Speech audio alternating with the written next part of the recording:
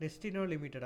Nestino Limited has following balance sheet as on 31st March 2019. ஓகேங்களா 31st March 2019 உள்ள balance sheet வந்து கொடுத்துருக்காங்க. Equity share கேப்பில் வந்து 10 crores இருக்குது, reserve and surplus, debenture, current liability. So இந்த மாதிரி இன்ஃபர்மேஷன் கொடுத்துருக்காங்க. நெக்ஸ்ட் வந்து பார்த்தீங்கன்னா fixed asset, current asset, so இதெல்லாம் கொடுத்துருக்காங்க. Okay, the additional information is given under fixed cost வந்து பார்த்தீங்கன்னா 8 crores வந்து ஃபிக்ஸட் காஸ்ட் வந்து கொடுத்துருக்காங்க. ஓகேங்களா, எக்ஸ்க்ளூசிவ் இன்ட்ரெஸ்ட்டை தவிர மற்ற ஃபிக்ஸட் காசு வந்து 8 crores அப்படின்னு சொல்லி கொடுத்துருக்காங்க. Okay, variable operating cost ratio வந்து 65% கொடுத்துருக்காங்க. Okay, total asset turn over ratio வந்து 2.5, இன்கம் டேக்ஸ் ரேட் வந்து 40%. ஓகே, இப்போ நான் வந்து இபிஎஸ் வந்து கண்டுபிடிக்கணுமா? இபிஎஸ் கண்டுபிடிக்கணும்னா இந்த இடத்துல வந்து எபிட் இருக்கான்னு சொல்லி நம்ம பார்க்கணும். எபிட் கொடுத்துருக்கானா, கொடுக்கல. ஸோ நம்ம எபிட் வந்து நம்ம கண்டுபிடிக்கணும். எபிட் கண்டுபிடிக்க நம்ம எப்படி கண்டுபிடிப்போம்? எபிட்னா ஆக்சுவலாக earnings before interest and tax. அப்போ நம்ம சேல்ஸ்லேருந்து, நம்ம சேல்ஸ் ரெவன்யூலேருந்து எல்லா காஸ்ட்டையும் நம்ம ரெடியூஸ் பண்ணிட்டோம் அப்படின்னா நமக்கு வந்து எபிட் கிடைக்கும். அப்படி தானே? ஸோ இந்த இடத்துல சேல்ஸ் இருக்கா? அதுவும் இல்லை. ஸோ எதுவுமே இல்லை. ஓகேங்களா, இபிஎஸ் கண்டுபிடிக்கிறதுக்கு எபிட் வேணும், எபிட் இல்லை. எபிட் கண்டுபிடிக்கிறதுக்கு நமக்கு வந்து காஸ்ட்டு, ஒவ்வொரு காஸ்ட்டு, அதாவது சேல்ஸ் மைனஸ் காஸ்ட் போட்டால் நமக்கு எபிட் வரும். அப்போ நமக்கு சேல்ஸ் வேணும், சேல்ஸும் இல்லை. சேல்ஸ் வந்து இதில் எப்படி கண்டுபிடிக்கலாம்? ஏதாச்சும் ஒரு கெஸ் இருக்குங்க? இந்த 4 இதில் இருக்குது. ஓகேங்களா, ஃபிக்ஸட் காஸ்ட் இருக்குது, ஃபிக்ஸட் காஸ்ட் விடுங்க. வேரியபிள் ஆப்ரேட்டிங் காஸ்ட் ரேஷியோ கொடுத்துருக்காங்க, அசட் டர்ன் ஓவர் ரேஷியோ கொடுத்துருக்காங்க, இன்கம் டேக்ஸ் ரேட் கொடுத்துருக்காங்க. ஸோ இந்த 2 இதில் ஒரு இதை வச்சு நம்ம வந்து கெஸ் பண்ணி கண்டுபிடிக்கலாம். எப்படின்னா அதை guess variable operating cost ratio அதை வச்சு பண்ண முடியாதுங்க. வேரியபிள் ஆப்ரேட்டிங் காஸ்ட் ரேஷியோ அப்படின்னா வேரியபிள் காஸ்ட்டுக்குண்டான ரேஷியோ வந்து கொடுத்துருக்காங்க. சேல்ஸ்லேருந்து 65% போட்டால் வேரியபிள் காஸ்ட் வரும். இங்கே வேரியபிள் காஸ்ட்டை பற்றி ஏதாவது கொடுத்துருக்காங்களா இன்ஃபர்மேஷன்? இல்லை. அப்போ வேரியபிள் காஸ்ட் தெரிஞ்சால் தான் நம்ம வந்து சேல்ஸ் எவ்வளோங்கிறத கண்டுபிடிக்க முடியும். வேரியபிள் காஸ்ட் ஆப்ரேட்டிங் ரேஷியோனா variable cost by sales into 100 தான் இதுக்கூட ஃபார்முலா. ஸோ இந்த இடத்துல வேரியபிள் காஸ்ட் இருந்துச்சுன்னா சேல்ஸ் கண்டுபிடிக்கலாம், இல்லை சேல்ஸ் இருந்துச்சுன்னா வேரியபிள் காஸ்ட் கண்டுபிடிக்கலாம். இதில் ரெண்டுமே இல்லை. ஸோ அதை வச்சு நம்ம கண்டுபிடிக்க முடியாது. ஓகேங்களா, எதை வச்சு கண்டுபிடிக்கலாம்னா அசட் டர்ன் ஓவர் ரேஷியோ வச்சு நம்ம கண்டுபிடிக்கலாம்.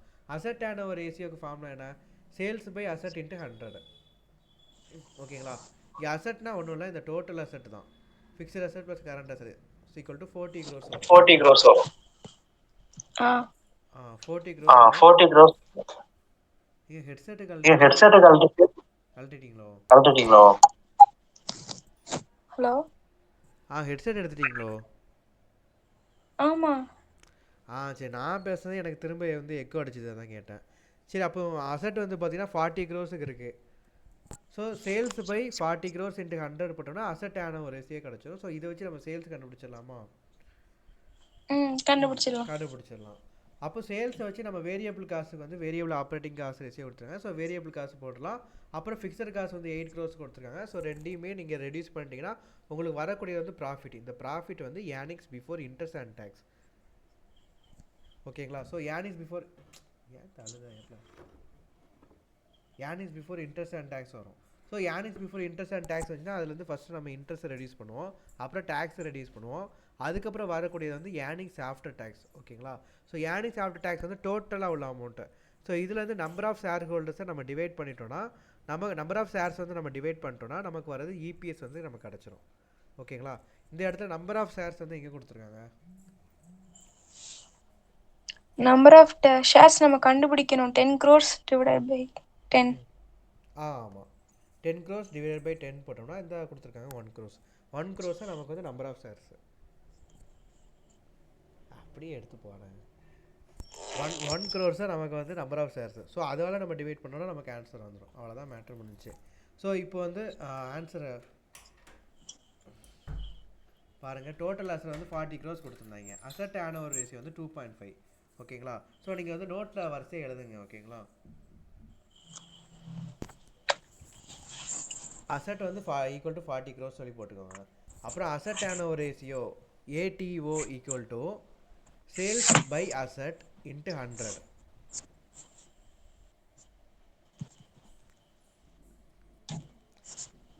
சேல்ஸ் பை அசட் இன்ட்டு 100 அப்படி போடுவோம். ஓகேங்களா, இந்த இடத்துல சேல்ஸ் எவ்வளோன்னு தெரியாது. ஸோ மேலே எஸ்ன்னு போட்டுக்கோங்க.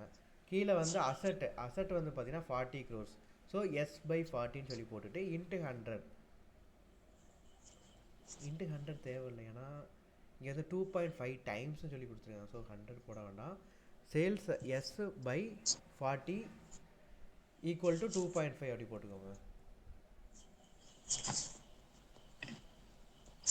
இப்போ எஸ் ஈக்குவல் டு என்ன வரும்? S equal to 100 crores. 40 into 2.5 equal to 100 crores வரும். ஓகேங்க. இப்போ சேல்ஸ் நமக்கு கிடச்சிருச்சு. நம்ம வேரியபிள் காசு கண்டுபிடிச்சிடலாமா? சேல்ஸ் ஈக்குவல் டு 100 க்ரோஸ் அந்த மாதிரி போட்டுக்கோங்க. வேரியபிள் காசு வந்து பார்த்தீங்கன்னா வேரியபிள் காசு வந்து என்ன கொடுத்துருக்காங்கன்னா சேல்ஸில் 65% வேரியபிள் காசு, அதாவது வேரியபிள் ஆப்ரேட்டிங் காசு ரேஷியோன்னு சொல்லிட்டு 65% சொல்லி கொடுத்துருந்தாங்க. ஓகேங்களா? ஸோ அப்போ சேல்ஸில் வந்து 65% போட்டோம்னா நமக்கு வேரியபிள் காசு வந்து கிடச்சிரும். ஸோ சேல்ஸ் வந்து 100 க்ரோர்ஸு. ஸோ அதில் 65% போட்டிங்கன்னா 65 க்ரோர்ஸ் வந்து நமக்கு வேரியபிள் காஸ்ட்டு. ஸோ அதை நம்ம ரெண்டையும் ரெடியூஸ் பண்ணிட்டோம்னா கான்ட்ரிபியூஷன் கிடச்சிரும். ஓகேங்களா? ஸோ கான்ட்ரிபியூஷன் கிடச்சினா ஃபிக்ஸட் காசு வந்து அவங்க இன்ஃபார்மேஷன்லேயே கொடுத்துருக்காங்க. ஸோ 8 க்ரோர்ஸ் வந்து நீங்கள் போட்டுக்கோங்க. போட்டுட்டிங்கன்னா ஃபிக்ஸட் காசை நம்ம அப்புறம் ரெடியூஸ் பண்ணுவோம். ரெடியூஸ் பண்ணிட்டோம் அப்படின்னா நமக்கு வந்து ரிமைனிங் வரக்கூடியது ப்ராஃபிட். இந்த ப்ராஃபிட் தான் எபிட். ஓகேங்களா? ஸோ எபிட் வந்து பார்த்தீங்கன்னா 27 க்ரோர்ஸ் வருது. ஸோ எபிட்லேருந்து அடுத்து என்ன செய்வோம்? இன்ட்ரெஸ்ட் ரெடியூஸ் பண்ணுவோம், அப்புறம் டேக்ஸை ரெடியூஸ் பண்ணுவோம். ஸோ இன்ட்ரெஸ்ட் ஆன் டிபென்ச்சர்ஸ், இதில் வந்து இன்ட்ரெஸ்ட் வந்து இன்ட்ரெஸ்ட்டுக்கு வந்து என்ன கொடுத்துருக்காங்க? டிபென்ச்சர் வந்து எத்தனை பார்த்தீங்கன்னா 20 கோடி ரூபா கொடுத்துருக்காங்க. ஸோ டிபென்ச்சரோட இன்ட்ரெஸ்ட் ரேட் வந்து 15%. ஸோ 20 க்ரோர்ஸ் இன்ட்டு 15% போட்டால் நமக்கு வந்து இன்ட்ரெஸ்ட் கிடச்சிரும். 3 rupees. ஓகேங்களா? So 20 into 15% 3 rupees. 3 crores. ஓகேங்க. இது ஒரு நிமிஷம்.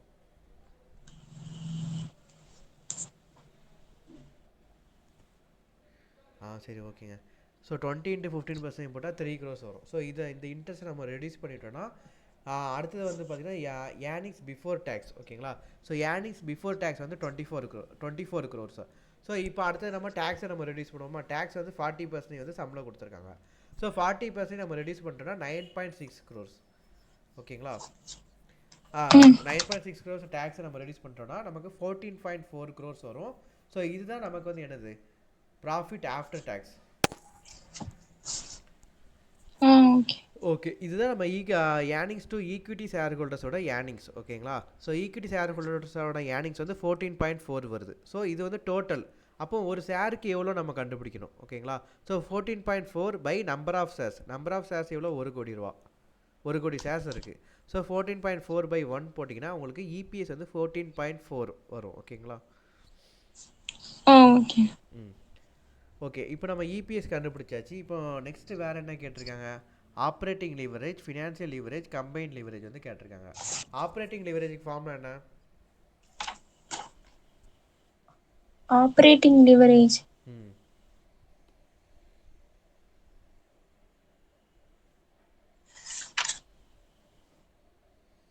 Contribution divided by EBIT. ஏங்க பேஜ் திருப்பி பார்த்தீங்களோ? ஆமாம். ஒன்றும் இல்லைங்க. ஆப்ரேட்டிங்னா உங்களுக்கு ஞாபகம் வர வேண்டியது என்னென்னா கான்ட்ரிபியூஷன். ஓகேங்களா? ஆப்ரேஷனை எதை பேஸ் பண்ணியிருக்கோம்னா கான்ட்ரிபியூஷன் பேஸ் பண்ணி தான் நம்ம ஆப்ரேட்டிங் ப்ராஃபிட் நம்ம சொல்லுவோம். ஆப்ரேட்டிங் ரிசல்ட் எல்லாமே கான்ட்ரிபியூஷன் பேஸ் பண்ணி தான் இருக்கும். ஏன்னா ஃபிக்ஸட் காசாக ஒன்றும் இல்லை. இப்போ வந்து ஃபிக்ஸட் காசு வந்து எத்தனை அவுட்புட் ப்ரொடியூஸ் பண்ணாலும் எவ்வளோ மேனுஃபேக்சர் பண்ணாலும் அது வந்து சேஞ்ச் ஆக போகிறதில்ல. நம்ம ஆப்ரேஷன் பேஸ் பண்ணி ப்ரொடக்ஷனை பேஸ் பண்ணி எது இருக்குன்னா கான்ட்ரிபியூஷன் தான் இருக்கும். ஏன்னா அது வேரியபிள் காசை மட்டும் தான் நம்ம கழிச்சு கொண்டு வரது தான் கான்ட்ரிபியூஷன். ஸோ ஆப்ரேட்டிங் ரிசல்ட்டை வந்து எதை பேஸ் பண்ணியிருக்கோம்னா கான்ட்ரிபியூஷன் பேஸ் பண்ணியிருக்கோம். ஸோ ஆப்ரேட்டிங் லிவரேஜ்னா கான்ட்ரிபியூஷன் பை எபிட். எபிட்டுக்கும் கான்ட்ரிபியூஷனுக்கும் உள்ள டிஃப்ரென்ஸ் தான், உள்ள ரேஷியோ தான் நமக்கு வந்து ஆப்ரேட்டிங் லிவரேஜ். ஓகேங்களா? So contribution by EBIT. So contribution by EBIT போட்டிங்கன்னா கான்ட்ரிபியூஷன் இங்கே நம்ம என்ன கண்டுபிடிச்சிருக்கோம்? இதாக இருக்கலாம் 35 க்ரோஸ் வந்து நம்ம கண்டுபிடிச்சிருக்கோம்.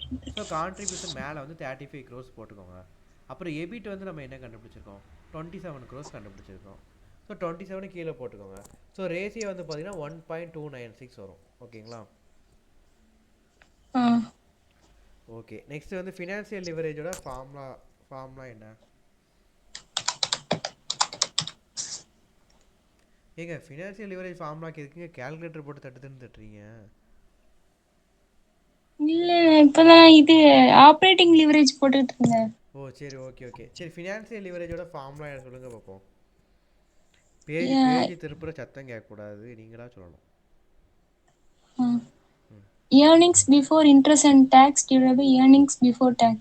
சூப்பருங்க, வேற லெவல். எங்கள் சத்தம் கேட்கக்கூடாதுன்ட்டு முன்னாடியே திருப்பி வச்சிட்டிங்களோ? இல்ல நான் திருப்பல.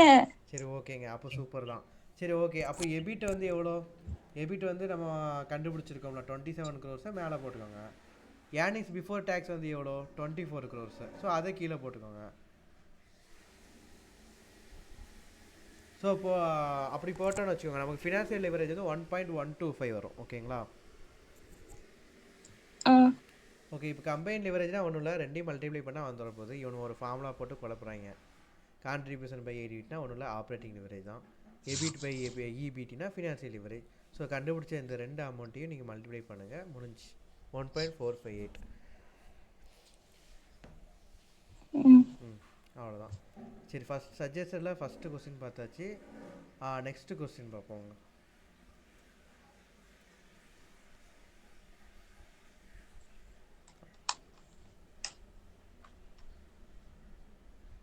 ஓகே, இதில் என்ன கேட்டிருக்காங்க? the following is a capital structure of Zenith Limited. equity shares at 100 each. Book value கொடுத்துருக்காங்க, மார்க்கெட் வேல்யூ கொடுத்துருக்காங்க. ஓகே, குமுலேட்டிவ் ப்ரிஃபரன்சஸ் அந்த மாதிரி 20 லட்ச ரூபா 24 லட்ச ரூபா கொடுத்துருக்காங்க. குமுலேட்டிவ் ப்ரிஃபரன்சஸ்க்கு டிவிடெண்ட் ரேட் வந்து பார்த்தீங்கன்னா 9% சொல்லி கொடுத்துருக்காங்க. ஓகேங்களா? So 9% cumulative preferences. நெக்ஸ்ட் வந்து 11% டிபென்ச்சர். 11% டிபென்ச்சர்னா இன்ட்ரெஸ்ட் ரேட் வந்து 11%. ஸோ அது வந்து புக் வேல்யூ மார்க்கெட் வேல்யூ ரெண்டும் கொடுத்துருக்காங்க. நெக்ஸ்ட் வந்து ரீட்டைன்ட் ஏர்னிங்ஸ். ரீட்டைன் ஏர்னிங்ஸ் வந்து பார்த்தீங்கன்னா புக் வேல்யூ 40 lakhs வந்து கொடுத்துருக்காங்க. ஓகே, நெக்ஸ்ட்டு ரீட்டைன் ஏர்னிங்ஸ் கொடுத்துருக்காங்க. Next current market price of the company equity share 200. Current market ப்ரைஸே கொடுத்துட்டாங்க. அப்போ P0 ஈக்விட்டி ஷேர்ஸோட கரண்ட் மார்க்கெட் ப்ரைஸ் P0 வந்து 200. For the last year the company had paid equity dividend of at 25% and its dividend policy is likely to grow 5%. So இந்த இப்போ நீங்கள் வந்து given information மாதிரி போட்டு நீங்கள் ஃபஸ்ட்டு இது எழுதிக்கோங்க, எம்பிஎஸ் ஈக்குவல் டு 200 போட்டுக்கோங்க. ப்ராக்கெட்டில் ஒரு ஈன்னு சொல்லி போட்டுக்கோங்க. ஓகே, இது வந்து ஈக்விட்டி ஷேர்ஸோட MPS. So MPS equal to 200 அப்படி எழுதிக்கோங்க. Okay, for the last year the company had paid equity dividend at 25%. போன வருஷம் வந்து பார்த்தீங்கன்னா ஈக்விட்டி டிவிடெண்ட் வந்து 25% வந்து பே பண்ணியிருக்காங்க. அப்போ அது வந்து பார்த்தீங்கன்னா D0. ஓகேங்களா? இந்த இயரோட ஸ்டார்டிங்கும் ஒன்று தான், போன வருஷத்தோட எண்டும் ஒன்று தான். ஸோ போன வருஷம் எண்டில் 25% தான் இந்த இயரோட ஸ்டார்டிங். இந்த இயரோட ஸ்டார்டிங் டிவிடெண்ட் நம்ம என்ன சொல்லுவோம்னா D0ன்னு சொல்லுவோம். இயரோட எண்டிங் டிவிடெண்ட் D1 சொல்லுவோம். ஸோ இந்த இடத்துல கொடுத்தது வந்து பார்த்தீங்கன்னா D0 ஈக்குவல் டு 25% சொல்லி போட்டுக்கோங்க. ஓகே, இந்த 25%னா நீங்கள் டிபிஆராக நீங்கள் எடுத்துக்கக்கூடாது. ஓகேங்களா? ஈக்விட்டி ஷேர் மொத்தம் எவ்வளோ அமௌண்ட் இருக்குது? 80 லட்ச ரூபா இருக்குது. ஸோ இந்த 80 லட்சத்தில் 25% போட்டிங்கன்னா 20 லட்சம் வரும். ஸோ இதுதான் அவங்க டிவிடெண்டாக கொடுக்குறாங்க. ஓகேங்களா? ஸோ அந்த பெர்சன்டேஜ் அவங்க கொடுத்துருக்காங்க. Paid டிவிடெண்டாக equity dividend 25%. 25% வந்து கொடுத்துருக்காங்க. ஓகேவா? And is likely to grow at 5%. So growth வந்து பார்த்தீங்கன்னா G is equal to 5% சொல்லி இன்ஃபர்மேஷன் வந்து போட்டுக்கோங்க. ஓகே, நெக்ஸ்ட்டு வந்து டேக்ஸ் ரேட் வந்து 30%. அப்போ T ஈக்குவல் டு 30% சொல்லி போட்டுக்கோங்க. And shareholders personal income tax rate வந்து 20%. என்ன அது ரெண்டு டேக்ஸ் ரேட் கொடுத்துருக்கீங்க? கார்பரேட் டேக்ஸ் ரேட் வந்து 30%, shareholders personal income tax rate வந்து 20%. சரி ஓகே, என்னன்னு பார்ப்போம். You are required to calculate cost of the capital for each source of capital. ஒவ்வொரு சோர்ஸுக்கும் நம்ம கண்டுபிடிக்கணுமா? ஒவ்வொரு சோர்ஸுக்குன்னா ஈக்விட்டி ஷேர்ஸுக்கு காஸ்ட் எவ்வளோ வருது, குமுலேட்டிவ் ப்ரிஃபரன்ஸ்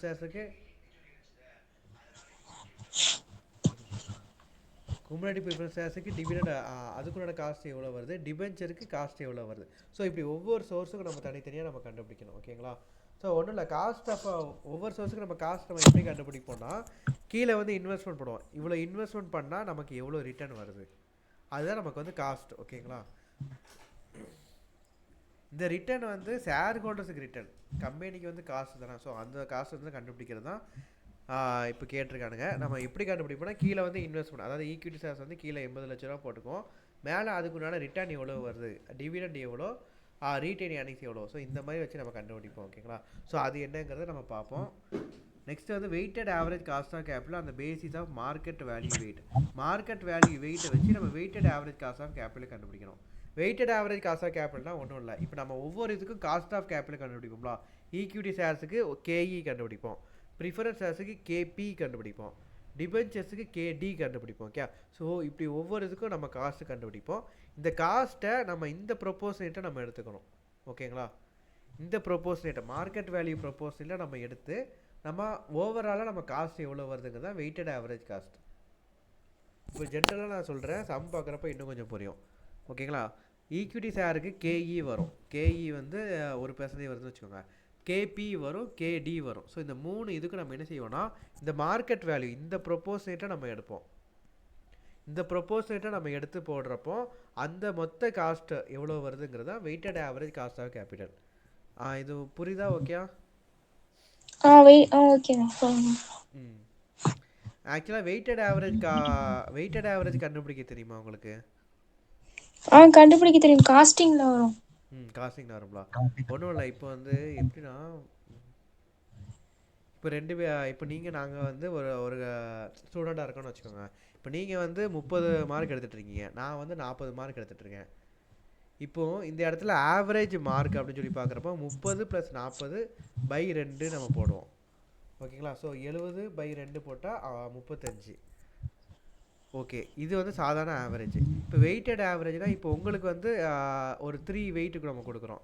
ஆக்சுவலாக நீங்கள் வந்து நல்லா படிக்கிறீங்க, ஸோ உங்களுக்கு வந்து கோட்டா அந்த மாதிரி ஒரு கொடுக்குறோன்னு வச்சுக்கோங்க. நீங்கள் நல்லா படிக்கிறவங்க, ஸோ நீங்கள் எப்போவுமே நல்ல மார்க் தான் ஆரம்பிக்கிறீங்கன்னா உங்களுக்கு 3ன்னு சொல்லிட்டு வெயிட் கொடுக்குறோம், எனக்கு 2ன்னு சொல்லி கொடுக்குறோம். ஸோ உங்களோட மார்க் வந்து 30ன்னு வச்சுக்கோங்க, 3 × 30. என்னோட மார்க் வந்து 20ன்னு வச்சுக்கோங்க, அப்போ 2 × 20. ஸோ பையில் வந்து என்ன போடுவீங்க, 30 + 20 நம்ம போடுவோம். ஓகே, ஸோ இதான் நம்ம வெயிட்டட் ஆவரேஜ் கண்டுபிடிக்கக்கூடிய மெத்தடை. ஸோ அதே மெத்தடை நம்ம இதுக்கும் நம்ம யூஸ் பண்ணுவோம். ஓகேங்களா, ஸோ ஆன்சர் பார்க்குறப்ப இன்னும் கொஞ்சம் தெளிவாக புரியும்.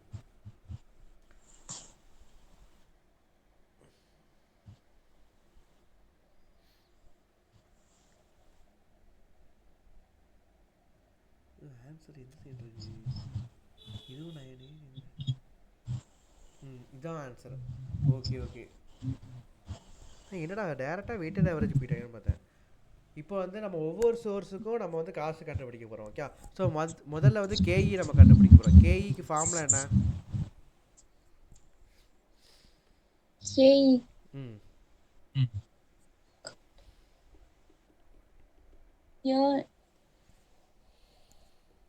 earnings divided by cost. அப்படி சொல்லலாம். இன்னொரு ஃபார்முலா உங்களுக்கு முன்னாடி சொல்லியிருந்தேன். எப்படி சொல்லியிருப்பேன்னா, P0க்கு ஃபார்முலானா D1/KE - G. ஸோ இந்த இடத்துல கேஇக்கு ஃபார்முலா என்னன்னா D1/P0 + G அப்படி சொல்லியிருப்பேன். D1/P0 + growth.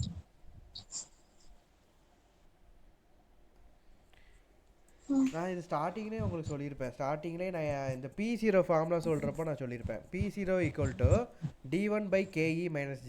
ஸோ இதை நீங்கள் ஆப்போசிட்டாக உல்ட்டா பண்ணி போட்டிங்கன்னா D1 கேஇ நம்ம கண்டுபிடிச்சிடலாம். ஓகேங்களா, ஸோ இதை ஆப்போசிட் பண்ணி உல்ட்டா பண்ணி போட்டிங்கன்னா கேஇ = D1/P0 + G. ஓகே தானேங்க? ஓகே தான். அந்த ஃபார்முலா நீங்கள் எழுதிருக்கீங்களா? இந்த ஃபார்முலா அந்த கேஇ = D1/P0 + G. இல்ல இப்ப இல்ல, எழுதல, முன்னாடி எழுதி. ஓகே, முன்னாடி எழுதிருப்பீங்களா? ஓகேங்க, அந்த நோட்டு இப்போ கையில் இல்லையா? அப்போ இல்ல, நான் பேஜ் திருப்பல நான். ஓ சரி, ஓகேங்க. அப்போ அந்த ஃபார்முலா வந்து ஞாபகம் வச்சுக்கோங்க. ஒன்றும் இல்லை, P0க்கு ஃபார்முலா என்ன? D1/KE - G. ஓகேங்களா, அப்போ D1/KE - G இருக்குதா? இந்த KE - G அந்த சைடு போயிடும், P0 வந்து கீழே வந்துடும். ஓகேங்களா, அப்படிங்கிறப்போ KE - G = D1/P0 அந்த மாதிரி இருக்கும். அப்போ D1/P0 + growth rate போட்டோம்னா நம்ம KE கிடச்சிருமா? அதுதான் ஃபார்முலா, வேறு ஒன்றும் இல்லை. D1னா ஒன்றும் இல்லை, D0 × 1 + growth rate. D0 இருந்து growth rate ஆட் பண்ணோன்னா D1 கிடச்சிரும். ஸோ அதான் மேலே போட்டிருக்காங்க. ஸோ கீழே வந்து P0 தான் MPSன்னு சொல்லி MPன்னு சொல்லி போட்டிருக்காங்க. So D1/P0 + growth. ஓகேங்களா, ஸோ இதான் நம்ம போட போகிறோம். ஸோ டி ஒன் வந்து என்ன D0 வந்து 25 கொடுத்துருந்தாங்க. D1 வந்து இங்கே எவ்வளோ கொடுத்துருக்காங்க? ஐயோ இதாக இருக்குது. D1 வந்து எவ்வளோ கொடுத்துருந்தாங்க? D0 வந்து பார்த்தீங்கன்னா 25%. 25னா ஒரு ஷேருக்கு வந்து 100 ரூபா. ஸோ 100 × 25% போட்டால் 25 ரூபா வந்து டிபிஎஸ்ஸாக வரும், D0 வரும். ஓகேங்களா? ஓகே. அப்போ D0 வந்து 25 plus growth rate 25 plus growth ரேட்டை வந்து எவ்வளோ கொடுத்துருந்தாங்க? 5% கொடுத்துருந்தாங்க. சூப்பருங்க. ஸோ அந்த இன்ஃபர்மேஷன்லாம் நீங்கள் எழுதி வச்சுருக்கீங்களா? பிரச்சனை? ஆமாம், எழுதி வச்சுருக்கேன். அப்போ ஒன்றும் பிரச்சனை இல்லை. நாம் இந்த ஆன்சரை வச்சு பார்க்குறப்போ நீங்கள் அதை அப்பப்போ பார்த்துக்கோங்க. ஓகேங்களா? ஸோ D0 வந்து 25 வந்து போட்டுக்கோங்க. ப்ளஸ் க்ரோத் ரேட் வந்து 5%. ஸோ 25 + 5% போட்டிங்கன்னா மேலே வந்து 26.25 வரும். கீழே வந்து P0 வந்து எவ்வளோ? மார்க்கெட் ப்ரைஸ் பெர் ஷேர் வந்து எவ்வளோ? Market price plus P0 200. 200. So அதை போட்டுக்கோங்க. ப்ளஸ் க்ரோத் ரேட்டை வந்து எவ்வளோ? 5%. ஸோ 5 போட்டுக்கோங்க. போட்டுட்டு இப்போ நம்ம வந்து கால்குலேட் பண்ணோன்னா நமக்கு 18.125% வரும். ஓகேங்களா? ஸோ கால்குலேட் பண்ணி பாருங்கள், இந்த ஆன்சர் வருதான்னு சொல்லி ஒரு தடவை செக் பண்ணிக்கோங்க. ஓகேங்களா?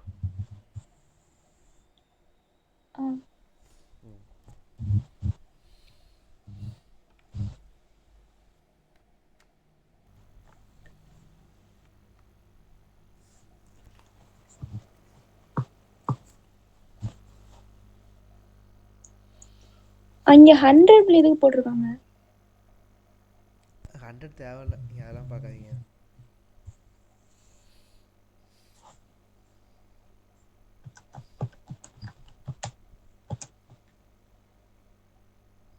ஹண்ட்ரட் எதுக்கு போட்டிருக்காங்கன்னா ஜி வந்து ஃபைன் போட்டிருக்காங்களா, அது வந்து பேர்சன்டேஜாக கொடுத்துருக்குறப்போ இதையும் நம்ம பேர்சன்டேஜாக தானே நம்ம எடுக்கணும்.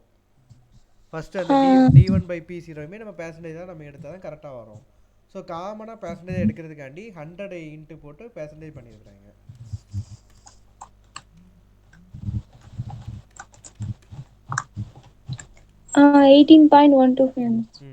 அவ்வளோதாங்க. கேஇ கண்டுபிடிச்சாச்சு, 18.125%. இப்போ நமக்கு வந்து கேபி கண்டுபிடிக்கணும். கேபிக்கு வந்து என்ன கொடுத்துருக்காங்க? கம்யூனிட்டி ப்ரிஃபரன்ஸாக இருக்குது, 9% வந்து டிவிடெண்ட் கொடுத்துருக்காங்க. இந்த 9% தான் கேபி. அவ்வளோதான். ஸோ கேபி = 9%. ப்ரிஃபரன்ஸ் ஷேர்ஸ் டிவிடெண்டில் ஏதாச்சும் ஒரு அட்ஜஸ்ட்மெண்ட் இருக்குமா? அதில் எந்த அட்ஜஸ்ட்மெண்ட்டுமே வராது. ஓகேங்களா? ஸோ அதை அப்படி நம்ம டேரெக்டாக போட்டுடலாம். நெக்ஸ்ட் வந்து பார்த்தீங்கன்னா கேடி கண்டுபிடிக்கணும். கேடி வந்து 11%. இந்த 11% வந்து பார்த்தீங்கன்னா டிபென்ச்சர் எப்போவுமே டேக்ஸ் சேவிங் உண்டு. ஓகேங்களா? இப்போ நான் வந்து டிபென்ச்சர் இஷ்யூ பண்ணுறேன். இப்போ நான் வந்து கம்பெனி வச்சுருக்கேன், நான் டிபென்ச்சர் இஷ்யூ பண்ணுறேன்னா இப்போ டிபென்ச்சர் ஹோல்டருக்கு நான் இன்ட்ரெஸ்ட் வந்து பே பண்ணணும். ஓகேங்களா? இந்த இன்ட்ரெஸ்ட் வந்து நான் என்ன செய்வேன்? ப்ராஃபிட் வந்து நான் ரெடியூஸ் பண்ணுவேன். ப்ராஃபிட்டில் வந்து நான் இன்ட்ரெஸ்ட் ரெடியூஸ் பண்ணிட்டேன்னா ரிமைனிங் வரது ப்ராஃபிட் தான் டேக்ஸ் பே பண்ணணும். ஸோ 1,00,000 ரூபாய்க்கு நான் டேக்ஸ் பே பண்ணுறதுக்கு பதிலாக 1,00,000லேருந்து 20,000 ரூபாய் இன்ட்ரெஸ்ட் கழிச்சிட்டேன்னா 80,000 தான் வரும். ஸோ 80,000 நான் டேக்ஸ் பே பண்ணுவேன். ஸோ 20,000 கழிஞ்சிருது. ஸோ 1 லேக்கு நான் டேக்ஸ் பே பண்ண வேண்டிய இடத்துல 80,000 தான் டேக்ஸ் பே பண்ணுறேன். ஓகேங்களா? ஸோ இது வந்து டேக்ஸ் சேவிங் பெனிஃபிட் தானே எனக்கு. ஸோ டிபென்ச்சர் 11% நம்ம பே பண்ணுறோம்னா அதுக்கு நமக்கு டேக்ஸ் சேவிங்கும் கிடைக்கும். ஓகேங்களா? ஸோ 11%ங்கிறது ஒரிஜினல் காஸ்ட் கிடையாது. 11% வந்து டேக்ஸ் போக ரிமைனிங்காக வரக்கூடிய காஸ்ட் தான் நம்மளோட ஒரிஜினல் காஸ்ட். ஓகே, புரியுதாண்ணா? இந்த கான்செப்ட் உங்களுக்கு புரியுதாண்ணா? அப்போ 11% இருக்குது அப்படின்னா டேக்ஸ் ரேட் வந்து எத்தனை? கார்பரேட் டேக்ஸ் ரேட் தான் நம்ம பார்ப்போம். ஓகேங்களா? ஸோ 30% நம்ம எடுத்துக்கணும். ஸோ 11 - 30% போட்டிங்கன்னா 7.7 வரும். இப்போ நான் ஒரே ஒரு கொஸ்டின் கேட்க, கரெக்டாக சொல்லிட்டீங்கன்னா பார்ப்போம். இந்த இடத்துல நம்ம டேக்ஸ் சேவிங்க்கு கார்பரேட் டேக்ஸ் ரேட் 30% நம்ம எடுத்தோம். ஏன் shareholders income tax rate நம்ம ஏன் எடுக்கல?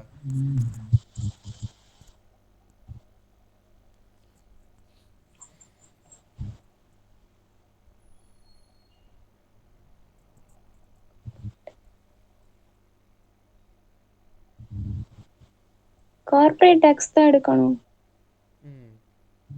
ஏன்னா அது வந்து கம்பெனியோட ப்ராஃபிட்டில் உள்ள டேக்ஸ் ரேட் வந்து கம்பெனியோட டேக்ஸ் ரேட் தான் நம்ம போடுவோம். ஷேர் ஹோல்டர்ஸுக்கு வந்து நம்ம எப்படி டேக்ஸ் ரேட் போடுவோம் அப்படின்னா அவங்களுக்கு உண்டான டிவிடெண்டுக்கு வரக்கூடிய டேக்ஸ் ரேட் வந்து ஷேர் ஹோல்டர்ஸ்க்கு பேஸ் பண்ணி நம்ம போடுவோம். ஓகேங்களா? ஸோ அவங்களுக்கு வந்து டிவிடெண்ட் இன்கம் வருது, அந்த டிவிடெண்ட் இன்கம்க்கு அவங்களுக்கு எவ்வளோ ரிட்டர்ன் வருது அப்படின்னு நம்ம கண்டுபிடிப்போம்ல, அதாவது ரிட்டர்ன் ஆன் இன்வெஸ்ட்மெண்ட் சொல்லி நம்ம கண்டுபிடிப்போம்ல. ஸோ அந்த ரிட்டர்னில் நம்ம பார்க்குறப்போ நம்ம வந்து ஷேர் ஹோல்டர்ஸ் டேக்ஸ் ரேட்டை நம்ம எடுப்போம். ஓகேங்களா? ஸோ அது மேக்ஸிமம் எதுலேயும் கேட்க மாட்டாங்க. நமக்கு வந்து கார்பரேட் டேக்ஸ் ரேட் தான் நமக்கு எப்போவுமே ரொம்ப முக்கியம். ஸோ கார்பரேட் டேக்ஸ் ரேட் தான் நம்ம வந்து எப்போவுமே எடுப்போம். ஓகேங்களா?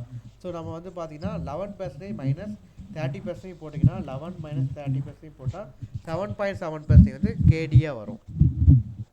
ஓகேங்களா? அவ்வளோதான். கேஇ கண்டுபிடிச்சாச்சு, கேபி கண்டுபிடிச்சாச்சு, கேடி கண்டுபிடிச்சாச்சு. ஸோ இந்த 3 கேல்குலேஷனில் ஏதாச்சும் டவுட் இருக்கா? இல்ல. ஆ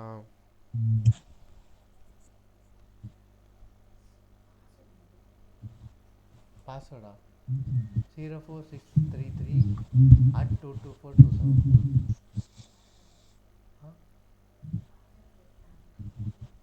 இது எங்கள் phone number and telephone number வரும், அதுதானே வைஃபை போட்டு. ஐயோ எங்கேயோ போயிடுச்சு. அவ்வளோதான். இப்போ நம்ம வந்து இதை வச்சு நம்ம வெயிட்டட் ஆவரேஜ் கண்டுபிடிச்சிடலாமா? வெயிட்டட் ஆவரேஜ் வந்து மார்க்கெட் வேல்யூ பேசிஸில் போட சொல்லியிருக்காங்க. ஸோ இந்த மார்க்கெட் வேல்யூ இன்ட்டு அந்த காஸ்ட் நம்ம பெருக்கிட்டோம் அப்படின்னா நமக்கு வந்து எவ்வளோ ப்ரொப்போஸுங்கிறது தெரிஞ்சிடும். ஓகேங்களா? ஸோ அது நம்ம வந்து ஈஸியாக போட்டுடலாம். அது நீங்கள் போட தெரியுமா? போட்டுருவீங்களா நீங்கள்? வெயிட்டட் ஆவரேஜ் தெரியும். சரி, அப்போ போட்ட ஆன்சர் சொல்லுங்கள் பார்ப்போம். இதில் உள்ள ஆன்சர் கரெக்டாக வருது பார்ப்போம். ஐயா ஆன்சரே எடுத்து வச்சுருக்கேன், அங்கிட்டு வருது.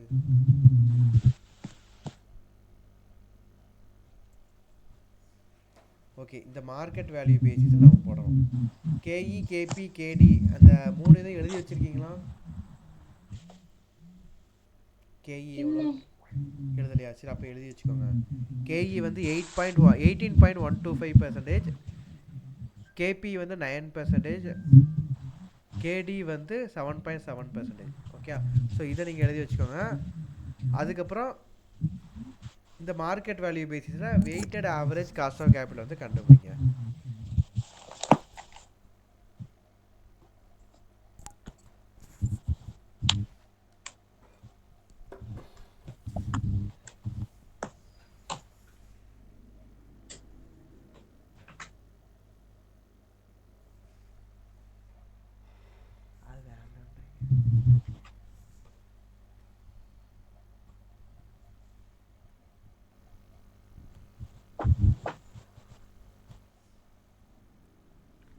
அது ஆக்சுவலாக அந்த கிளாஸ் வேண்டாமா, ஒரு கிளாஸ் மட்டும் போகணும்.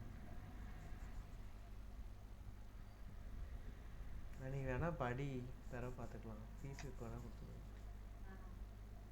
ஒன்றையும் சொல்லலை, அந்த பொண்ணை சொல்லிட்டேன். படிக்க நல்லா படிக்கிட்டு இருக்கலாம், பாஸ் பண்ணிட்டா நமக்கு நல்லா தானே. பையன் எல்லாருமே ஃப்ரெஷ்ஷாக இருக்காங்க, பேசிக்கில் நடத்தும்.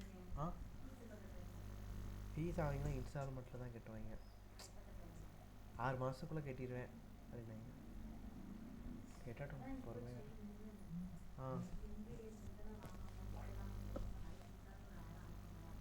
அதான் கேட்டிருக்கேன், அதுக்கு மட்டும் கொஞ்சம் பேர் அனுப்புறேன்.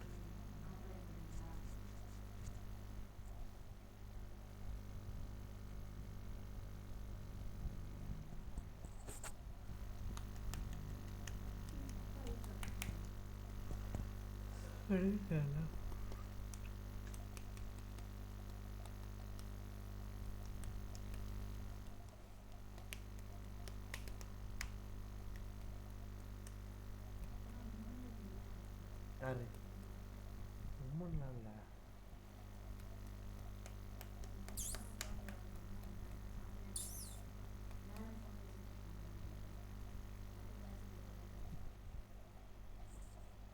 அது ஒரு பையன் 4 பேப்பரும் வேணும்னு சொல்லி முதல்ல சொல்லியிருந்தான். ஃபார்மில் அப்படி தான் ஃபில்அப் பண்ணியிருந்தான். அப்புறம் வந்து இல்லை நான் ஒரு பேப்பர் தானே கேட்டிருந்தேன் அப்படின்னான். அதான் இல்லைடா 4 பேப்பர்னு சொல்லி ஃபில் பண்ணியிருந்திய, அதான் நான் கேட்டேன். 14,000 ஃபீஸ்ன்னு சொல்லியிருந்தேன். எவ்வளோ ஃபீஸ் வருதுன்னு கேட்டேன், 14,000. ஆனால் ஒரு பேப்பர் தானே அப்படின்னா. அப்படியா டே, 4 பேப்பர்னு சொல்லி ஃபார்மில் ஃபில்அப் பண்ணியிருந்தேன் அப்படின்னேன். அப்புறம் டேரக்ட் டேக்ஸ் மட்டும்தான் எனக்கு வேணும் அப்படின்னா. சரி அப்போ 4,000 ஃபீஸ்டா அப்படின்னேன். 2 நாளில் 1000 ரூபா அனுப்புகிறேன்னே, மிச்சம் ரூபா கொஞ்சம் கொஞ்சமாக அனுப்புகிறேன். சரி பொறுமையாக அனுப்பு பிரச்சனை. அதான் யாருக்கு? ஆ ஆ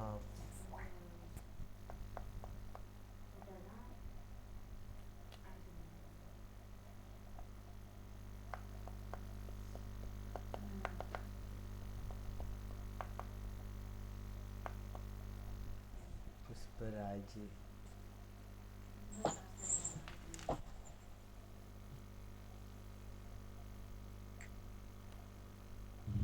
எங்க முடிச்சாச்சா?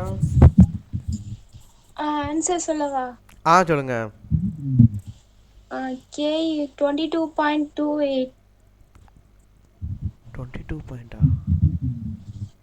எப்படி வரும்?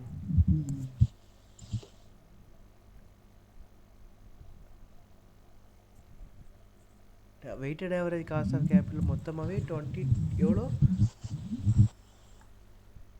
25 இருக்கு. ஏங்க அவ்வளோ வராதுங்க, ஏதோ தப்பு நடந்திருக்கு. ஆக்சுவலாக எப்படி நம்ம கண்டுபிடிப்போம்னா, equity share capital market value 1,60,00,000, preference ஷேருக்கு 24 லட்சம், டிபெஞ்சருக்கு 66 லட்சம். ஸோ இந்த மாதிரி வரிசையாக நம்ம போட்டுக்கணும். ஸோ இதுக்கு நம்ம வெயிட்டேஜ் நம்ம கண்டுபிடிச்சோன்னு வச்சுக்கோங்க. இல்லை நம்ம இப்படி கூட பண்ணலாம், நான் சொல்கிற மாதிரி எழுதுங்க ஓகேங்களா? எப்படின்னா ஒரு நிமிஷம் நம்ம கை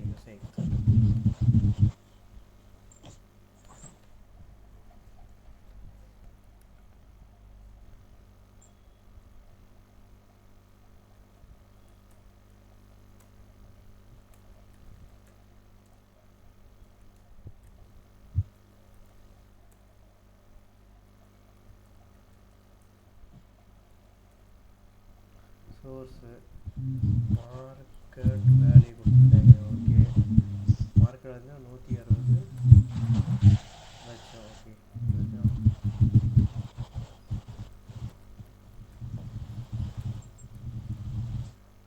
இப்போ வந்து காஸ்ட் ஆஃப் கேபிட்டல் கேன்னு வச்சுக்கோம். மொத்தமாக கே, ஏன்னா ஒவ்வொரு இதுக்கும் கேஇ கேபின்னு சொல்லி மாறும். ஸோ கேன்னு சொல்லி காமனாக வச்சுக்குவோம்.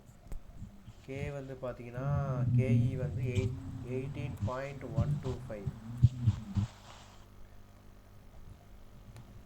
18.125. ஓகே, நெக்ஸ்ட் வந்து 9. நெக்ஸ்ட் வந்து கேடி வந்து எவ்வளோ? 7.7. ஓகே ஓகே, இப்போ வந்து டபிள்யூசிசி கண்டுபிடிக்கணும். டபிள்யூசிசி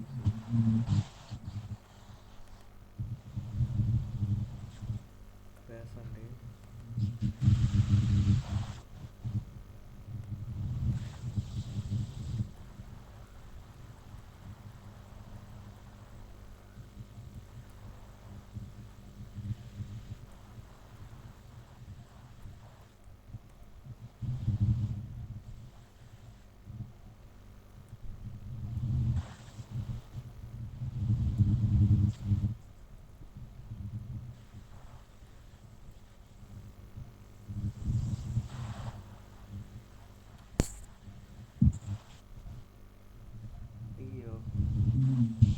இவ்வளோ பண்ணி கடைசியில் தான் பார்த்துட்டு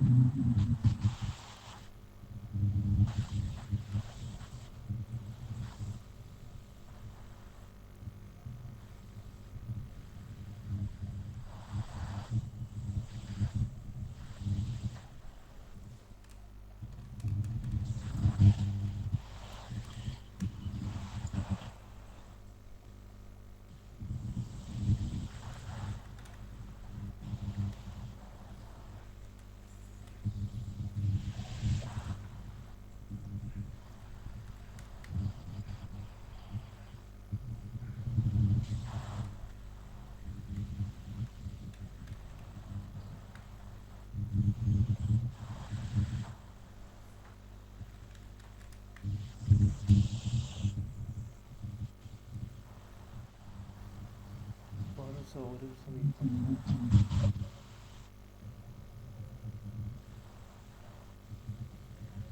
கரெக்டாக வரணும். இது மிஸ்டேக் விட்டுருக்கலாம். ஏங்க ஒரு வார்த்தை சொல்லலாமாங்க? 18.125 தானே நான் சொன்னேன். 8.13 போட்டு வச்சுருக்கேன். 18.125 அவ்வளோதான் 100 முடிஞ்சிச்சு. ஆக்சுவலாக என்ன பண்ணணும் அப்படின்னா நம்ம மார்க்கெட் வேல்யூ நம்ம போட்டுக்கணும் ஓகேங்களா. அப்புறம் காஸ்ட் ஆஃப் இக்விட்டி நம்ம போடணும். காஸ்ட் ஆஃப் இக்விட்டியோட நம்ம மல்டிப்ளை பண்ணோம்னா நமக்கு என்ன வரும், ஆக்சுவலாக எவ்வளோ ரிட்டர்னுங்கிறது நமக்கு வரும். மார்க்கெட் 160 லட்ச ரூபா இன்வெஸ்ட் பண்ணியிருக்கிறோம். 18.13% நமக்கு வந்து காஸ்ட் ஆஃப் இக்விட்டியாக இருந்ததுன்னா 160 லட்சம் இன்ட்டு 18.13% போட்டால் 29 லட்சம் வரும். ஸோ இதுதான் நம்ம வந்து என்ன செய்வோம், ஈக்விட்டி ஷேர் கொடுத்து நம்ம கொடுக்குறோம். அப்புறம் ப்ரிஃபரன்ஸுக்கு வந்து பார்த்திங்கன்னா 24 லட்சம். ஸோ அவங்களுக்கு வந்து 9% கொடுக்குறோன்னா 2,16,000 வந்து டிவிடெண்டாக கொடுக்குறோம் ஓகேங்களா. நெக்ஸ்ட் வந்து பார்த்திங்கன்னா 66 லட்சம், டிபென்ச்சருக்கு வந்து 66 லட்சம். ஸோ 66 லட்சத்துக்கு 7.7% வந்து நம்ம கொடுக்குறோம் அப்படின்னா 5,08,200 நம்ம கொடுக்குறோம் ஓகேங்களா. ஸோ மொத்தமாக நம்ம எவ்வளோ கொடுக்குறோம், மொத்தமாக வந்து பார்த்திங்கன்னா 36,24,200 நம்ம கொடுக்குறோம். ஸோ மொத்தமாக இன்வெஸ்ட் பண்ண அமௌண்ட் எவ்வளோ, 25 லட்சம், 250 லட்சம். ஸோ இன்வெஸ்ட் பண்ணது 250 லட்சம், அதுக்கு நம்ம கொடுக்கக்கூடிய ரிட்டர்ன் எவ்வளோ, 36,24,200. ஸோ 36,24,200 பை 250 இன்ட்டு 100 போட்டோம்னா நமக்கு வந்து weighted average cost of capital கண்டுபிடிச்சிடலாம். ஓகேங்க, ஓகே தானே. ஸோ இதை நீங்கள் எழுதிக்கோங்க ஓகே. இந்த மெத்தடில் அவங்க போடலை, அவங்க வந்து வெயிட்டு கண்டுபிடிச்சி அதுக்கப்புறம் காஸ்ட் ஆஃப் ஈக்விட்டியோட மல்டிப்ளை பண்ணி இப்படி போட்டிருக்கானுங்க. இப்படி போட்டால் இது எதுக்காண்டி போட்டிருக்காங்க நம்மளால் புரிஞ்சிக்க முடியாது ஓகேங்களா. ஸோ இப்படி போடுறப்ப நம்ம எதுக்கு போட்டிருக்காங்க நமக்கு தெரியும். ஏன்னா மார்க்கெட் வேல்யூ இதனால் நம்ம மல்டிப்ளை பண்ணால் எவ்வளோ ரிட்டர்ன் தெரிஞ்சிடும். ஸோ டோட்டல் ரிட்டர்ன் இவ்வளோ வருதுன்னா பை இன்வெஸ்ட்மெண்ட் இவ்வளோ இன்வெஸ்ட்மெண்ட் போட்டிருக்காங்க, இவ்வளோ ரிட்டர்ன் வருது. அப்போ மொத்தமாக weighted average cost of capital எவ்வளோங்கிறது பார்த்தோம்னா 14.4968. ஸோ இதில் நமக்கு வந்து கான்செப்ட் என்னங்கிறது புரிஞ்சிருதுல. ஸோ அதுக்கு தான் நான் இந்த மெத்தடில் சொல்லியிருக்கேன் ஓகேங்களா. ஸோ இந்த மெத்தடில் நீங்கள் சம் வந்து நீங்கள் நோட்டில் எழுதிக்கோங்க.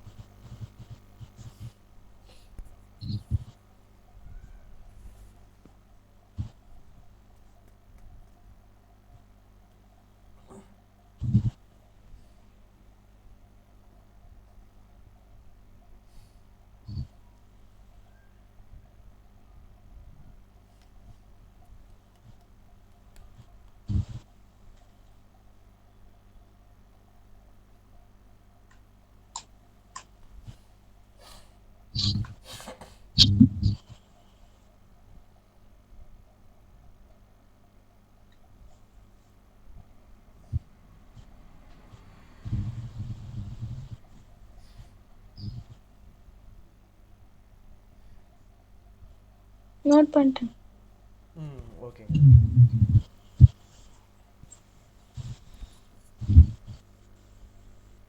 Okay next third question.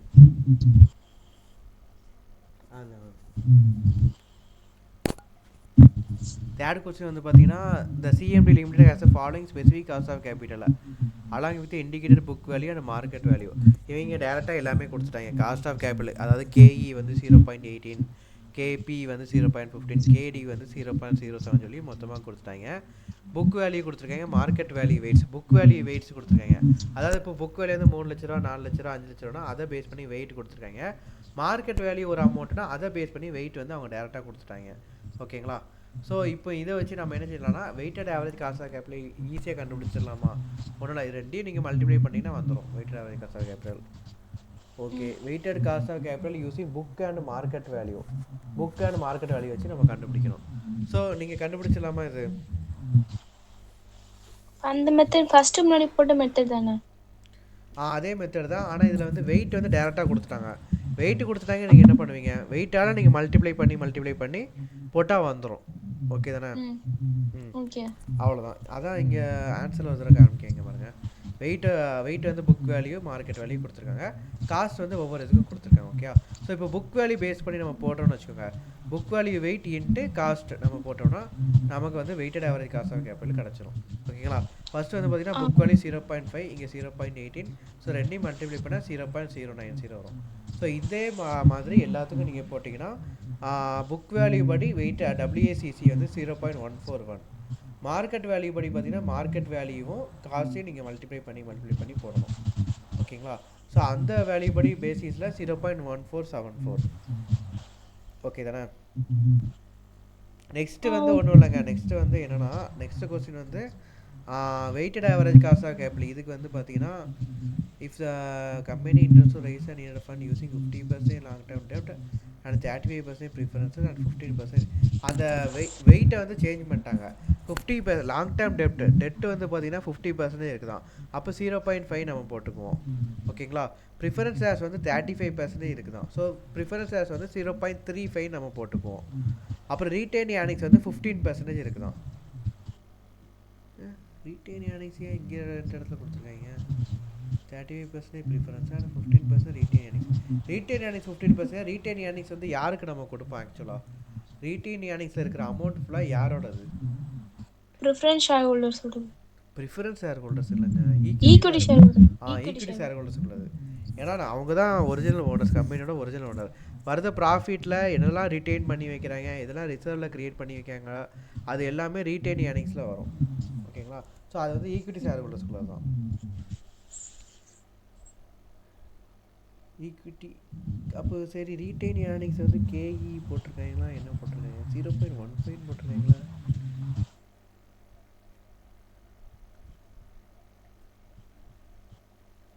Preference ஐயோ வெயிட். ஓகே, ரீட்டைன் ஓகே 0.18 தான் போட்டிருக்காங்க. ஓகே. ஆக்சுவலாக லாங் டேர்ம் டெட்டுக்கு வந்து கேடி வந்து எவ்வளோ பார்த்தோம்? கேடி வந்து மேலே இதே தான் 0.07. ஸோ அதே தான் போட்டிருக்காங்க.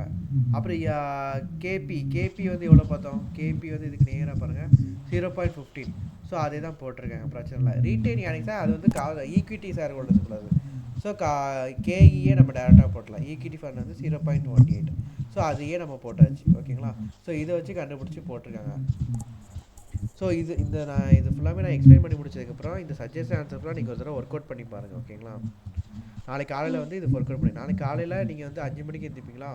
5 to 7 இந்த டைமே உங்களுக்கு போதும். ஸோ இந்த சம ஃபுல்லாக நீங்கள் ஒர்க் அவுட் பண்ணி முடிச்சிடலாம். முடிச்சுட்டு நீங்கள் வந்து ஒரு 7-7:30 கிட்டக்க எனக்கு வந்து ஒரு வாட்ஸ்அப்பில் மெசேஜ் போடுங்க. இந்த மாதிரி முடிச்சிட்டேன், இல்லை எதில் டவுட் இருக்கோ அதை வந்து நீங்கள் எனக்கு வாட்ஸ்அப்பில் போட்டுருங்க.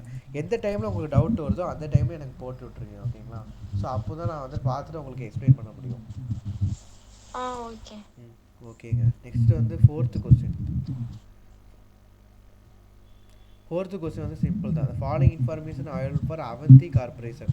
ஓகேங்களா? இபிஎஸ் வந்து 6 ரூபா கொடுத்துருக்காங்க. இபிஎஸ் வந்து கொடுத்துருக்காங்க. ஸோ இன்ஃபர்மேஷன் எழுதிக்கோங்க. EPS equal to 6 rupees. Next ROI rate of return on investment. ROI வந்து பார்த்தீங்கன்னா 20% கொடுத்துருக்காங்க. Next rate of return required by shareholders. அப்போ ரிட்டர்ன் ஆன் இன்வெஸ்ட்மெண்ட் சொல்லி மேலே 20% இருக்கு, அது வந்து கேஇ. ஓகேயா? Return required by shareholders அதுதான் வந்து பார்த்தீங்கன்னா R.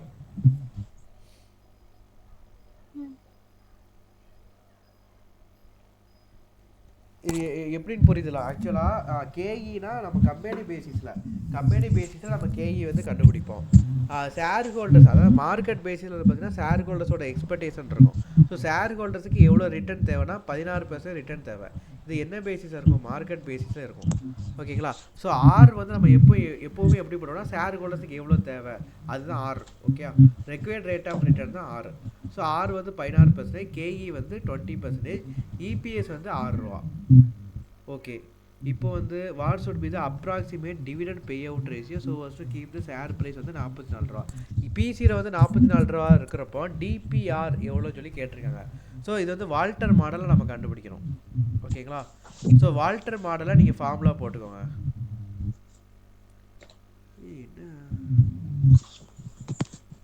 D by E plus Ke by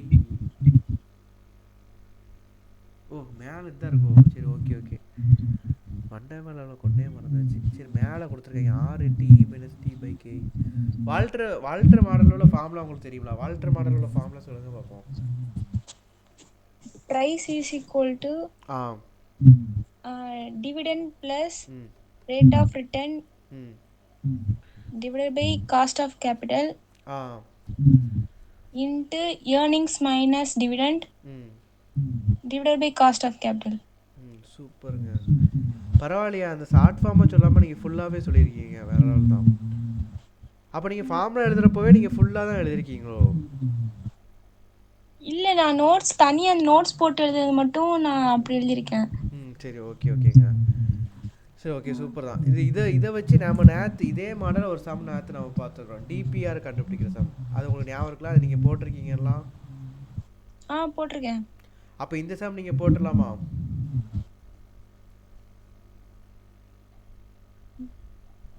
என்னாச்சு?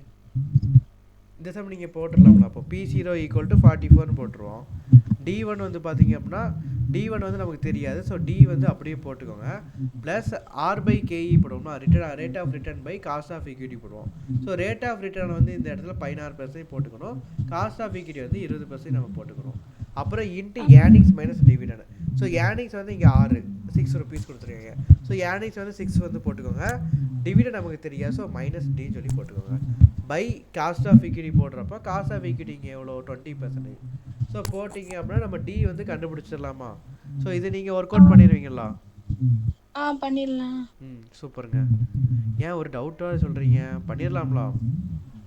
பண்ணிடலாம். நேற்று பார்த்த மாடல் தானே. சூப்பருங்க. இல்லை காதில் உழுதமாக அடைச்சி சொல்லலாமா?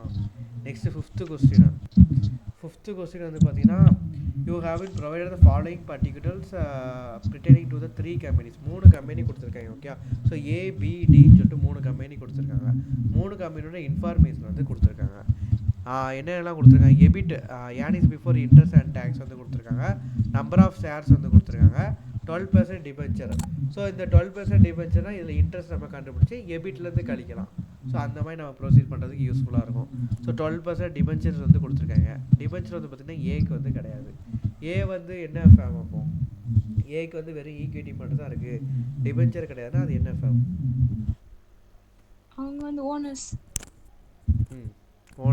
ஓனர்ஸ் ஈக்விட்டி மட்டும் தான் இருக்குது. அப்போ அது வந்து என்ன ஃபேம்? அன்லிவர்டு ஃபேம். ஓகேங்களா? லிவர்டு ஃபேம் அப்படின்னா ஈக்விட்டி ப்ளஸ் டெப்ட் ரெண்டுலேயுமே அவங்க வந்து ஃபண்டு ரைஸ் பண்ணியிருப்பாங்க. ஸோ பியும் டியும் வந்து பார்த்தீங்கன்னா டெப்ட்டும் இருக்குது, ஈக்விட்டியும் இருக்குது. ஸோ அது வந்து பார்த்தீங்கன்னா லிவரேஜ்டு ஃபேம். ஓகேங்களா? லிவர்டு ஃபேம் அப்படின்னு சொல்லுவாங்க. ஓகேங்க. Every company expects 12% return on இன்வெஸ்ட்மெண்ட்டை. ரிட்டர்ன் ஆன் இன்வெஸ்ட்மெண்ட் வந்து பார்த்தீங்கன்னா ஆர் வந்து 12% கொடுத்துருக்காங்க. ஓகேங்களா?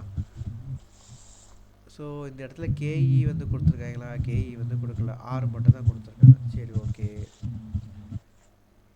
Find out the value of the company's ABT. ஏபிடியோட வேல்யூ வந்து நம்ம கண்டுபிடிக்கணும்.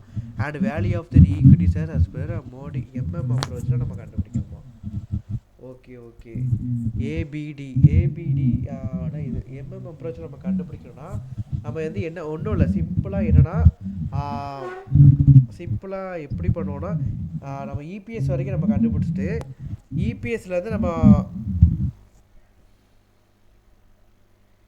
இபிஎஸ்ஸை கண்டுபிடிச்சிட்டு EPS by cost of equity போட்டால் வேல்யூ ஆஃப் த ஃபேம் நமக்கு தெரிஞ்சிருமா, வேல்யூ ஆஃப் ஈக்விட்டி எவ்வளோ தெரிஞ்சிருமா.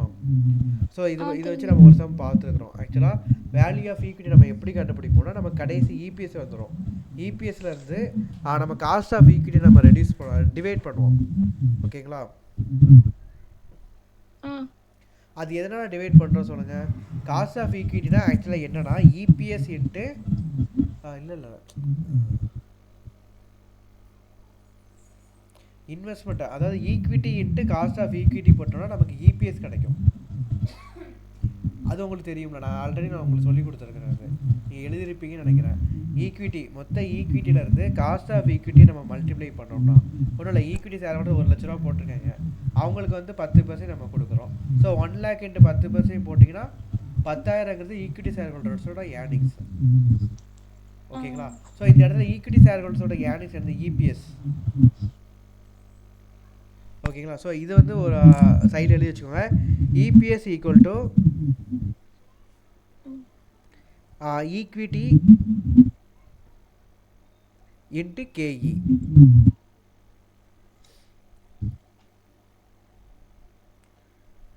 ஈக்விட்டின்னு சொல்லி போட்டிங்களா, அந்த ஈக்விட்டிக்கு மேலே வேல்யூன்னு சொல்லி போட்டுக்கோங்க. Okay, value of equity. ஓகேங்க, அப்போ value of equity is equal to என்ன வரும்? Value of equity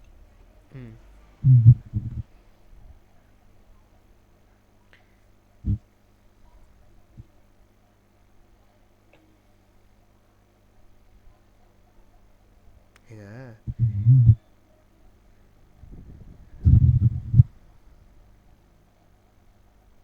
15 lakhs into இல்லை நான் அது மொத்தமாக நான் கேட்கல. ஆக்சுவலாக வந்து பார்த்தீங்கன்னா நான் அந்த ஃபார்முலா தான் நான் கேட்குறேன். Value of equity is equal to என்ன ஃபார்முலா வரும்? Value of the equity. அதுக்கு ஃபார்முலா என்னது?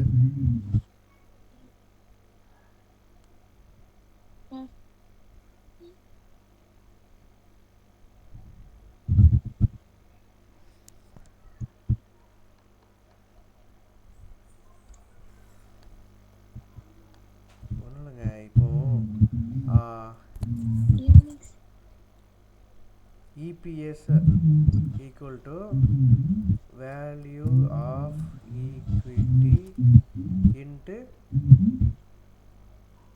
KE. ஓகேங்களா, ஸோ இப்போ நமக்கு வந்து என்ன தேவை? வேல்யூ ஆஃப் ஈக்விட்டி தேவை. Value of equity equal to EPS by KE. ஓகேங்களா, இவ்வளோதான் மேட்ரு. இபிஎஸ்னால் என்னது? இபிஎஸ்னால் ஈக்விட்டி ஷேர் ஹோல்டர்ஸுக்கு நம்ம கொடுக்கக்கூடிய ஏர்னிங்ஸு. ஓகேங்களா, அது வேல்யூ ஆஃப் ஈக்விட்டி. மொத்தம் அவங்க இன்வெஸ்ட் பண்ண ஈக்விட்டி அமௌண்ட்லேருந்து அவங்களுக்கு உண்டான காசை நம்ம மல்டிப்ளை பண்ணோம்னா நமக்கு வந்து எவ்வளோ இபிஎஸ் தெரிஞ்சிடும். இந்த லாஜிக் உங்களுக்கு புரியுதுங்களா? புரியுது. அப்போ நம்ம வந்து இதை வச்சு நம்ம வேல்யூ ஆஃப் ஈக்விட்டி எவ்வளோன்னு கண்டுபிடிச்சிடலாமா? Value of equity is equal to EPS by கேஇன்னு வந்துடும். அவ்வளோதான். ஏங்க என்னாச்சுங்க, இந்த சம் வந்து நேற்று நான் சொல்லி கொடுத்தேன், அதை நீங்கள் ஒர்க் அவுட்டும் பண்ணியிருப்பீங்க. அப்போ டக்குன்னு சொல்ல வேண்டாமா? இல்லை, சடனாக கேட்க. ஓ சரி, ஓகேங்க, இவ்வளோதான் மேட்ரு. ஓகேங்களா, அதாவது நமக்கு வந்து இப்போ வந்து வேல்யூ ஆஃப் ஈக்விட்டி, நமக்கு வேல்யூ ஆஃப் த ஃபேம் வந்து கேட்டிருக்காங்க. So value of the firm வந்து நம்ம எப்படி பண்ணோம்னா value of equity plus value of debenture, so ரெண்டையும் ஆட் பண்ணுறோம்னா நமக்கு வந்து வேல்யூ ஆஃப் த ஃபேம் நமக்கு தெரிஞ்சிடும். ஓகேங்களா, ஸோ வேல்யூ ஆஃப் ஈக்விட்டி கண்டுபிடிக்கணும்னா இபிஎஸ் பை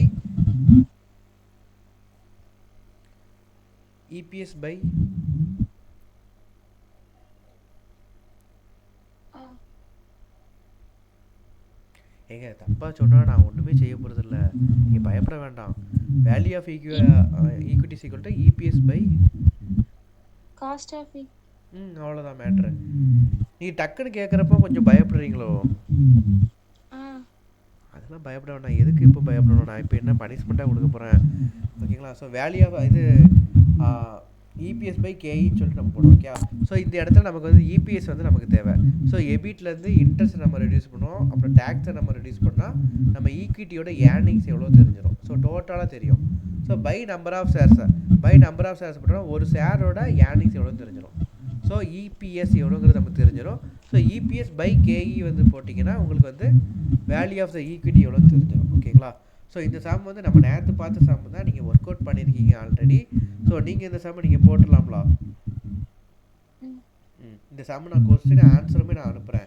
நீங்கள் எப்போவுமே ஒரு சம்மு பார்த்தீங்கன்னா இன்ஃபர்மேஷன் எழுதுங்க, என்ன தேவையோ அதை நீங்கள் எது கேட்டிருக்காங்களோ அதை நீங்கள் value of the firm equal to question mark, value of the equity equal to question mark, அந்த மாதிரி போட்டு வச்சுட்டு நீங்களாக ப்ரொசீட் பண்ணுங்கள். ஓகேங்களா? ஊடையில் ஏதாச்சும் டவுட் வந்தால் மட்டும் நீங்கள் ஆன்சரை பார்த்துக்கோங்க.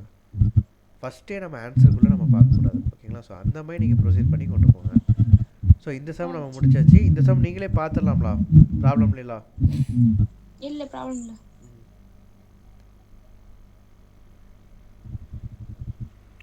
ஓகே, அவ்வளோதாங்க. சஜஷனில் நம்ம எல்லா ப்ராப்ளமும் பார்த்தாச்சு. இப்போ நம்ம பார்த்தீங்க அப்படின்னா நம்ம புக்கில் உள்ள ப்ராப்ளம் பார்த்தாச்சு, பழைய கொஸ்டின் பேப்பர் உள்ள ப்ராப்ளமும் பார்த்தாச்சு, சிஏ புக்கில் உள்ள ப்ராப்ளமும் பார்த்தாச்சு. ஸோ இதுக்கு மேலே வேறு எந்த கான்செப்டும் அவங்க கேட்க போகிறதில்ல. நம்ம சிஏ ஃபைனல் வரைக்கும் போயாச்சு. ஓகேங்களா? ஸோ இந்த சாப்டர் இதோட முடியுது. ஃபினான்ஷியல் டெசிஷன் சொல்லிட்டு ஒரு சாப்டர். அந்த சாப்டர் வந்து எத்தனாவது இதில் வருது, எத்தனாவது சாப்டர் வருது?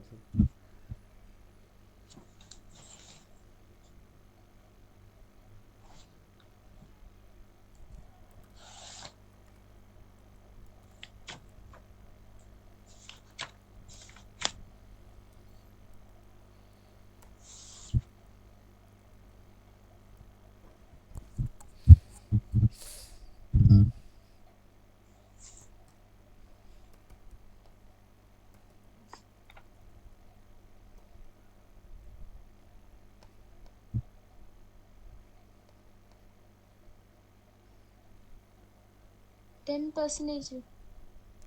10% ஓகே. percentage okay. மாடல் 7ல் உள்ள எல்லாத்தையுமே பார்த்தாச்சு. ஓகேங்களா? ஃபினான்சிங் டெசிஷன் ஃபுல்லாமே பார்த்தாச்சு. இந்த சாப்டர் ஃபுல்லாமே நம்ம வந்து நம்ம புக்கு சஜஸ்டடு ப்ளஸ் சிஏ ஃபைனல் உள்ள புக்கு, ஸோ மூணையுமே நம்ம பார்த்தாச்சு. ஸோ அது ஓவர். நெக்ஸ்ட்டு நம்ம என்ன கான்செப்டுக்குள்ளே போவோம்னா டேரெக்டாக sources of finance and cost of capital. ஓகேங்களா? இதுலேயும் காஸ்ட் ஆஃப் கேபிட்டல் தான் கேட்டிருக்காங்க. ஸோ ரெண்டுக்குமே பெரிய லிங்கேஜ் இருக்குது. ஓகேங்களா? ஸோ அதை நம்ம பார்த்து முடிச்சுட்டு அதுக்கப்புறம் மற்ற சாப்டருக்குள்ளே போவோம். இப்போ நீங்கள் நாளைக்கு வந்து நீங்கள் என்ன பண்ணுறீங்கன்னா சஜஸ்ட் ஆன்சரை இந்த ஒரு 5 கொஸ்டின் இருக்குங்களா? ஸோ அந்த 5 கொஸ்டின் ப்ளஸ் ஆன்சருமே நான் உங்களுக்கு பிடிஎஃபாக நான் அனுப்புகிறேன். காலையில் உட்காந்து நீங்கள் அந்த 5 கொஸ்டின் போட்டு முடிச்சுட்டு 7:30க்கு நீங்கள் முடிச்சிட்டேன்னு சொல்லி மெசேஜ் போடுங்க. இல்லை நீங்கள் போடுறப்போ இப்போ 5:30க்கு நீங்கள் ஒரு 2வது கொஸ்டின் போட்டுருக்கீங்க, அது டக்குன்னு ஒரு டவுட் வருதுன்னா உடனே எனக்கு வந்து வாட்ஸ்அப்பில் வாய்ஸ் மெசேஜ் போடுங்க. ஓகேங்களா? 2வது கொஸ்டினில் இந்த மாதிரி டவுட்டு அப்படின்னு சொல்லிட்டு அந்த கொஸ்டினோட இமேஜ் ப்ளஸ் உங்களோட வாய்ஸ் மெசேஜ் ரெண்டையும் போட்டு விட்டிங்கன்னா நான் பார்த்துட்டு உங்களுக்கு என்னங்கிறத நான் சொல்லித்தருவேன். சப்போஸ் அந்த டைமில் வந்து நான் அவைலபிளாக இருக்கிறேன்னா நான் சொல்லித்தருவேன், இல்லைன்னா நான் எப்போ ஃப்ரீயாக இருக்கணும் அந்த டைமில் நான் சொல்லித்தருவேன். ஓகேங்களா? ஓகே.